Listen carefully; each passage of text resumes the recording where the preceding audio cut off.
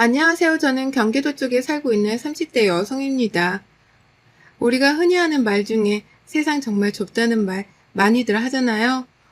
전 이번에 저 말을 실감하는 일을 겪었고 여러분들께 들려드릴까 합니다. 세상이 정말 좁으니 누군가에게 피해를 주거나 상처를 줄 수 있는 행동은 하지 않는 게 좋다는 생각이 들더라고요. 물론 당연히 그렇게 살아야겠지만 말입니다. 저는 위에 오빠가 하나 있긴 하지만 오빠는 결혼 후 새언니와 함께 베트남에서 살고 있어요. 코로나가 터지기 전까지만 해도 그 핑계로 정말 자주 놀러 갔었지만 코로나 터지고는 그것도 쉽지가 않아서 얼굴을 제대로 본 지가 몇 년이 되었습니다. 거기서 새언니랑 함께 사업을 하고 있어서 가족이라고 해봤자 저랑 부모님만 한국에서 함께 살고 있었죠. 딱히 어려움도 없었고 전업주부이신 엄마 덕분에 어려서부터 간식 하나를 먹더라도 정성이 들어간 엄마표 간식을 먹으면서 자랐습니다. 그만큼 가정적이셨고 가족들의 일에는 늘 헌신하셨던 엄마셨죠. 엄마만 노력한 건 물론 아니고 엄마가 가족들만 신경 쓸 수 있도록 아빠께서도 가장의 역할을 충실하게 해주셨습니다. 외벌이였지만 늘 부족함 없게 살게 해주셨고 그만큼 최선을 다하셨던 거죠.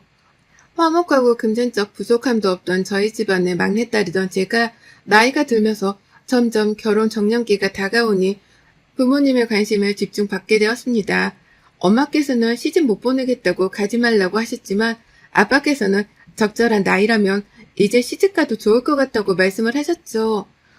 두 분이 아무리 저렇게 말을 해도 의미가 없던 게 제가 결혼할 생각이 아직 없었습니다. 그렇게 철부지마냥 시집 안 가를 외치면서 제 일만 하면 살던 중 한 남자를 만났어요. 지인 소개로 만나게 되었는데 막상 만나보니 생각 이상으로 너무 괜찮은 거예요. 연애 안 한 지도 오래된 상태였는데 이 사람은 보면 볼수록 당장 연애를 시작하고 싶다는 생각이 들었습니다. 몇 번의 만남을 더 이어가다 진지하게 만나게 되었죠. 마치 저희 아빠처럼 따뜻하고 자상하면서 적당히 유머 감각도 있던 그 사람이 참 좋았어요. 함께 있으면 시간 가는 줄 모르고 하하호호 웃기만 했고 근심걱정이 뭐였는지 오늘 하루 받았던 스트레스가 있었는지도 까먹을 정도로 좋았습니다. 이런 애랑이에게 한 가지 말 못할 사정이 있었어요. 어느 날 제게 굉장히 어렵게 말을 꺼내줬습니다. 나는 당신이랑 꼭 결혼을 할 거거든. 그러려면 이 얘기를 꼭 해야 한다는 생각이 들더라고. 정말 쉽지 않은 얘기지만 들어줄래? 그럼 당연하지. 천천히 한번 얘기해볼래? 알겠어. 그럼 아빠는 일찍 돌아가셨다고 했잖아. 그럼 엄마랑 여동생밖에 없는데 엄마랑도 연을 끊고 살다가 최근 들어서 조금씩 서로 마음을 열어보고 있거든. 어? 그게 정말이야? 무슨 일이 있었길래? 우리 엄마 욕하는 것 같아서 말하기 쉽지가 않은데 엄마 성격이 좀 유별나. 남 얘기하는 것도 좋아하시고 고집도 세고 소통도 어려운데 가장 중요한 건 아빠가 돌아가시고부터 이런저런 핑계를 말하면서 일도 안 하시고 나한테 돈만 바라더라고. 모른 척 돈도 해드렸는데 도가 지나치니까 결국 싸움도 되고 연까지 끊었어. 그렇구나. 어려운 얘기일 텐데 솔직하게 해줘서 고마워. 뭐 그럼 지금은 어머님이랑 사이가 다시 좋아지고 있는 거고 여동생도 가운데서 힘들었겠네? 엄마가 여러 차례 손을 내밀었는데 내가 거부했거든? 근데 이번에 여동생이 언제까지 그럴 거냐고 가운데서 힘들다고 하길래 마음을 열어보려고 노력 중이야. 당신이랑 결혼할 거라면서 정작 이렇게 중요한 얘기를 안 했더라고. 그래서 고민하다가 말하는 거야. 그래, 말하기 쉽지 않았을 건데 고마워. 내가 혹시 도움이 될지는 모르겠지만 어머님이랑 꼭 다시 예전처럼 사이 좋아질 수 있게 나도 노력해볼게. 애랑이의 어려운 고백에 저는 놀라움도 있었지만 감동했습니다.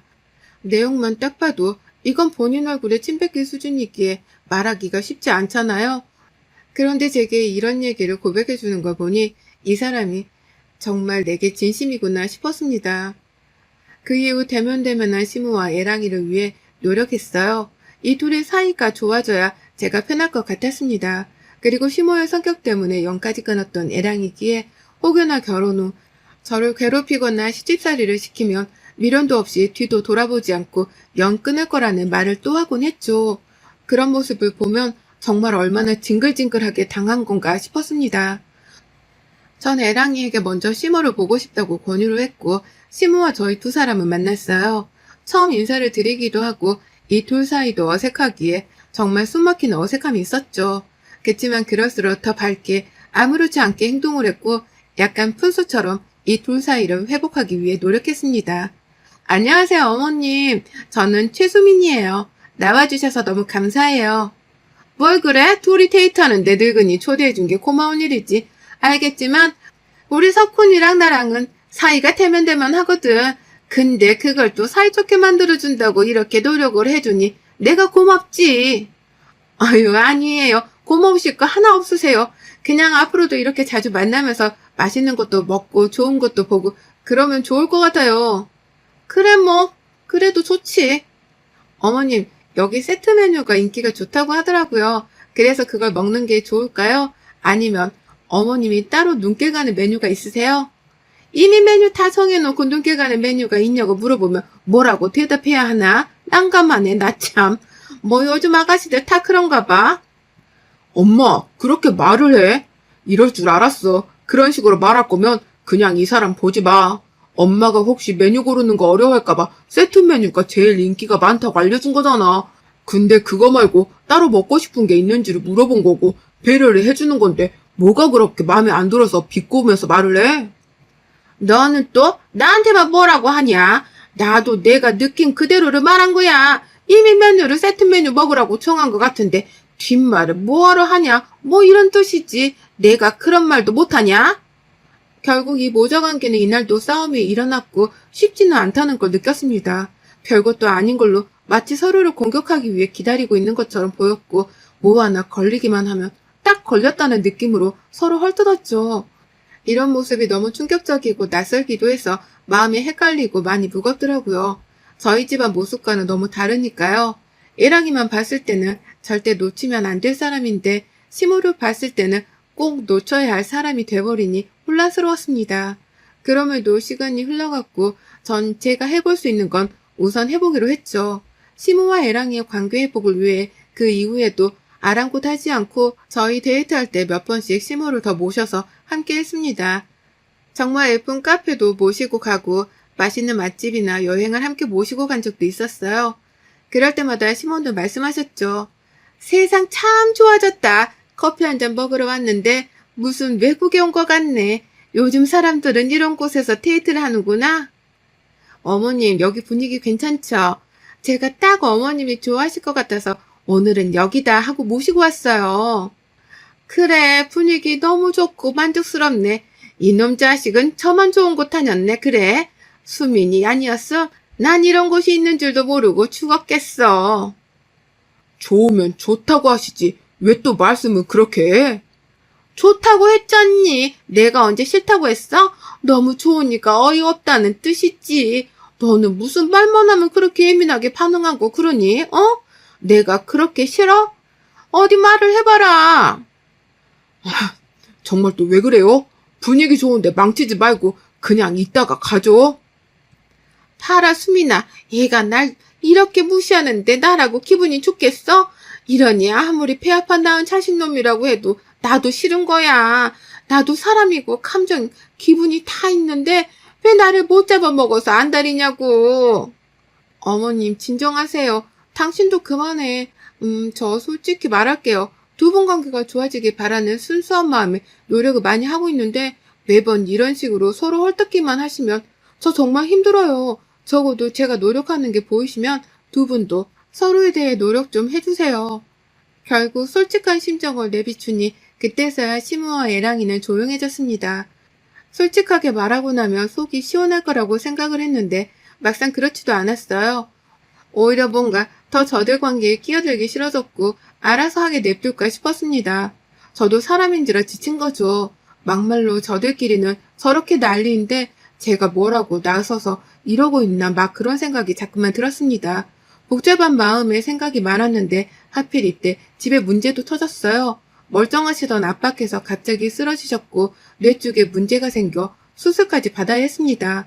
소식을 듣고 헐레벌떡 병원으로 갔는데 이미 수술 중이셨죠. 하필 이때 친오빠는 들어올 수 없는 상황이라 엄마랑 저 둘이서 손을 붙잡고 얼마나 울고불고 했는지 모릅니다. 정말 하늘이 도왔고 아빠께서는 큰 수술을 이겨내시고 무사히 깨어나 주셨어요. 이제 회복만 잘하고 앞으로 관리를 잘해주면 문제가 없다는 말을 들었습니다. 그러나 아빠가 병상에 계시는 동안 집은 완전 비상이었죠. 사업을 운영하시던 아빠의 사업장은 마비가 되었고 결국 돈으로 막아야 하는 상황이 벌어졌습니다. 아빠가 정신을 차리시자마자 제일 먼저 한 일도 바로 이 터진 상황을 해결하는 일이었죠. 평소에 아빠 사업에 대해서 아는 것도 없었기에 다들 제게 연락을 주셔도 할 수 있는 말이 아무것도 없었습니다. 그런 제 무지함에 너무 답답했어요. 아빠 병원 비용도 만만치 않은 상황이었는데 일하시던 곳에 많은 돈이 필요한 상황이 되니까 집안 경제가 한순간에 기울었습니다. 살면서 한 번도 돈 때문에 이렇게 온 가족이 걱정해 본 적이 없었는데 결혼이라는 축복받을 일을 결심한 상황에 터진 일이죠. 결혼이고 나발이고 당장 우리 집부터 살리자는 마음으로 제가 모은 돈을 아빠께 드렸으나 받지 않으셨어요. 이건 결혼자금으로 꼭 남겨두라며 그 돈 있어도 없어도 해결될 거면 되는 거고 해결이 안 될 거면 안 되는 거라고 말씀을 하셨습니다. 결국 한평생을 전업주부로 사셨던 저희 엄마께서는 이 상황을 지켜보고만 있을 수 없다며 일을 하겠다고 하셨어요. 그러나 쭉 주부로 사셨기에 할 수 있는 일이 별로 없으실 거라 혹여나 상처받으실까 걱정이 되었습니다. 엄마, 마음은 알겠지만 너무 고된 일은 안 했으면 좋겠어. 내가 같이 찾아봐 줄게. 성급하게 막 들어가지 말고, 알겠지? 무슨 소리야, 딸. 엄마 일할 곳 정했고 다음 주부터 출근하기로 했어. 엄마 다니는 미용실 원장님이 소개해줘서 공장 가기로 했어. 일도 많이 힘들지 않고 엄마 또래 사람들도 많아서 좋을 거라고 하더라고. 정말? 그래도 공장 일이면 너무 힘들지 않을까? 걱정되는데. 에이, 일은 힘들지도 않고 괜찮다고 하더라고. 그리고 자식들도 다 컸는데 이제 주부로 살 이유도 없지. 엄마도 그렇게 나가서 돈 벌고 사람들이랑 얘기도 하고 어울리면서 살려고. 그런 마음가짐도 달라질 거고 훨씬 좋은 것 같아. 그래? 엄마, 알겠어.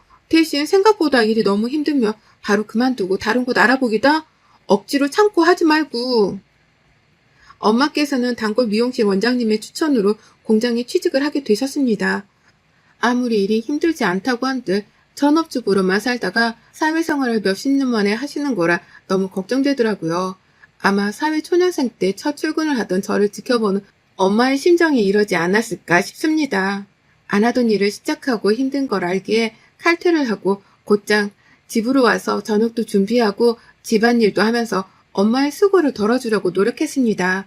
엄마께서 정말 잘 적응을 하고 계신 건지 힘든데 억지로 속이는 건 아닌지 걱정이 많았죠. 아빠께서는 퇴원을 하셨으나 집에서 어느 정도 휴식을 취해야 하는 기간이 필요하셔서 하시던 일을 예전처럼 할 수는 없었습니다. 상황이 이러니 힘들어도 참고 하실까 엄마가 너무 걱정이 되더라고요.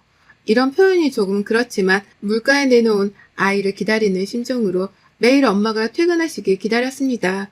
그렇게 기다리다가 엄마가 오시면 엄마의 하루는 어땠는지 물어봤어요. 엄마, 오늘은 어땠어? 일은 정말 괜찮았던 거야? 응, 일은 들은 것처럼 정말 어려울 게 하나 없더라고.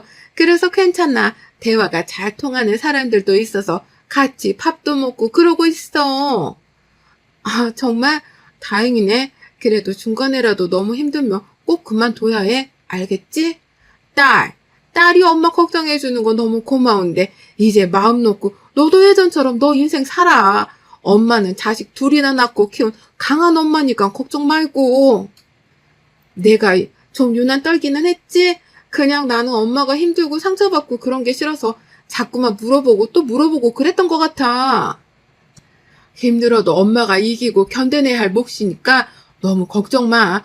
그렇게 따지면 너 사회초년생일 때 상사들이 괴롭히고 힘들게 해서 매일 밤 우는데 엄마가 해줄 수 있는 건 없었잖아. 다 똑같은 거야. 엄마는 제게 마음의 짐을 내려놓으라고 따뜻하게 말씀을 해주셨어요. 그렇게 말씀하신 이유가 이해가 가면서도 한편으로는 마음이 무겁기도 했습니다. 그치만 제가 자꾸 이렇게 엄마를 걱정하는 모습을 보이면 아빠께서 오히려 더 미안해 할 것 같다는 생각이 들어서 그 이후부터는 유난을 떨지 않았어요. 그리고 애랑이에게도 집 사정을 다 말한 후 결혼을 조금만 미루자고 했습니다. 애랑이는 당연히 이해한다면서 우선 저희 집이 회복해야 제가 마음이 편해지니 천천히 시간을 갖고 생각하자고 말을 해줬어요. 그 따뜻한 말 한마디에 힘을 얻기도 했습니다. 덕분에 힘을 얻은 저는 새롭게 변한 저희 집에 적응을 하며 다시 예전처럼 일어설 수 있다고 늘 생각했어요. 친오빠는 사업 때문에 들어올 수는 없었지만 돈으로나마 미안함을 표시했고 오빠의 도움으로 조금씩 악화되었던 상황들이 풀렸습니다. 제 돈은 절대 받지 않았던 아빠도 친오빠 돈은 받으시더라고요. 아마 시집도 안 간 딸 돈을 쓰는 건 미안했겠지만 장가도 가서 잘 살고 있는 아들의 도움은 받기 덜 미안하셨겠죠. 조금씩 집안의 사정이 풀려가니 마음이 놓였지만 엄마의 표정은 어딘지 모르게 힘겨워 보였습니다. 신경을 안 쓸래 안 쓸 수가 없었고 저는 결국 하루 날 잡고 엄마께 물어봤어요. 엄마, 내가 신경을 안 쓰려고 해도 그렇게 안 돼. 무슨 일 있는 것 같은데 솔직하게 말을 해줄래? 그게 정말 너무 화가 난다, 딸. 어떻게 해야 할지 모르겠어. 사람들도 다 괜찮고 일도 안 힘들어서 좋거든. 근데 유독 한 사람만 엄마를 그렇게 괴롭혀. 없는 소문을 막 만들어서 내가 남자 직원을 꼬시는 여우라고 하지를 않나. 툭 하면 뒤에서 다 들리게 욕하고 정말 미칠 것 같아. 뭐라고? 그 사람 엄마랑 동년배 아니야? 그런데 나이 먹고 할 짓이 그렇게 없어서 직장에서 그런 짓을 한대? 그러니까 말이야. 엄마랑 마음이 맞아서 같이 다니는 직원들이 있는데 굳이 그 직원들을 한 명씩 불러내 내 험담을 그렇게 하나 봐. 우리끼리 사이가 안 좋아지길 바라는 거지. 나 하나 왕따시켜 뭐 하겠다고 그러는지 모르겠는데 소문을 들어보니 늘 그렇대. 꼭 한 사람을 지정해서 괴롭혔고 결국 견디다 못해서 엄청 싸우거나 퇴사하거나 그랬다고 하더라고. 아니, 이유가 있을 거 아니야. 어떻게 이유도 없이 그래? 본인보다 눈에 띄거나 사람들이랑 잘 어울리면 못마땅한가 봐. 엄마는 들어온 지 얼마 안 된 상황에 마음 맞는 사람들도 많이 생겼고 난생 처음 하는 일이라 걱정했는데 칭찬도 많이 받고 그러니까 마음에 안 드나 봐. 말도 안 돼. 그 사람 정신 나간 거 아니야? 엄마, 왜 그걸 당하고 있어? 당장 그만두던가 아니면 들이받아. 그래서 엄마도 고민 중이야. 심적으로 너무 괴롭거든. 한두 번도 아니고 매번 저러니까 죽겠더라고. 아우, 당연하지. 그래서 요즘 얼굴이 안 좋았구나. 알고 보니 엄마를 지독하게 괴롭히던 사람이 있었고 그 사람 때문에 엄마께서는 매일 스트레스를 받고 계셨더라고요.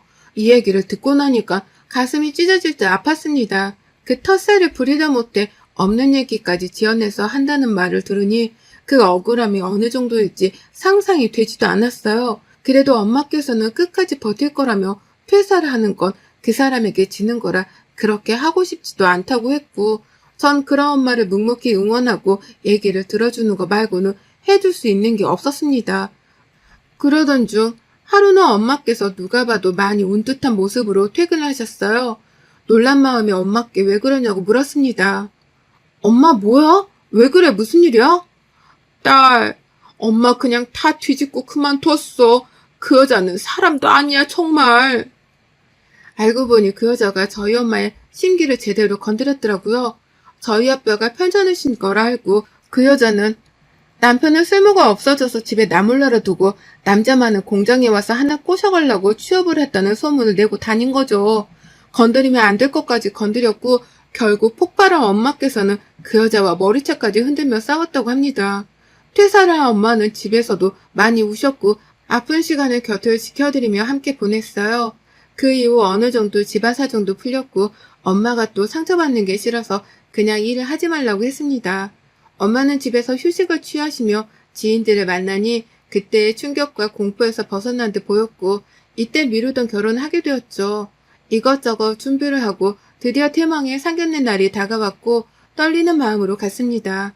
제가 엄마에게 신경 쓰는 동안 남편과 시모의 사이는 꽤 좋아져서 다행이었거든요. 그렇게 상견례장에 도착했고 웃으며 인사를 나누는데 시모의 얼굴을 본 엄마께서는 표정이 한없이 일그러졌고 갑자기 물을 냅다 뿌리시는 겁니다. 절대 이럴 뿐이 아니라 너무 놀랐어요. 엄마! 자네 엄마라는 사람이 인간이었어? 난 이 결혼 절대 허락 못해. 내가 죽으면 죽었지. 첫 단 여자 집안에 내 딸 시집 절대 안 보내. 그 이유는 네가 더 잘 알지? 얼굴 쳐다보면서 더 말하고 싶지도 않다. 당신도 나오고 수민이 너도 나와. 아니, 네가 왜? 그러니까 사람은 죄 짓고 사는 게 아니야, 이 사람아. 엄마 공장 다닐 때 지독하게 괴롭히던 그 나쁜 년이 바로 저 년이야. 그러니까 결혼 허락 못해, 나는. 뭐라고? 그게 사실이야? 어머님, 아니, 저기요, 아줌마. 당신 머리채를 쥐어뜯으러 공장으로 몇 번이나 쳐들어갈까 했는데 꾹 참았네요. 그래도 당신 보면 해줄 말이 있었는데 이렇게라도 하니 참 좋은데요. 나이 좀 똑바로 쳐 드시고 정신 차리고 사세요. 그리고 허언증이 있으신 것 같은데 이참에 치료라도 받아보시던가. 전 그 길로 부모님 모두를 모시고 나와버렸고 얘랑은 저를 붙잡고 난리를 쳤지만 거들떠도 보지 않았습니다. 결국 애랑과 시모는 미친 듯이 소리치며 싸웠고 이후 시모에게 사죄하는 연락도 왔어요. 거기다 저희 집까지 찾아와서 무릎을 꿇고 빌었지만 또 물을 한 대접 뿌려주고 당장 눈앞에서 사라지라고 하며 저것들과는 완전 연을 끊어버렸습니다. 애랑이를 진심으로 사랑했고 미래를 함께하고 싶었지만 저런 시모와는 함께하고 싶지 않았기에 전 고민도 없이 끝을 냈어요. 지금 와서 생각해보면 제 인생에서 가장 감정적으로 대처한 일인데 가장 잘한 일이 아닌가 싶습니다. 여러분의 생각은 댓글로 남겨주세요. 오늘도 시청해주셔서 정말 감사합니다.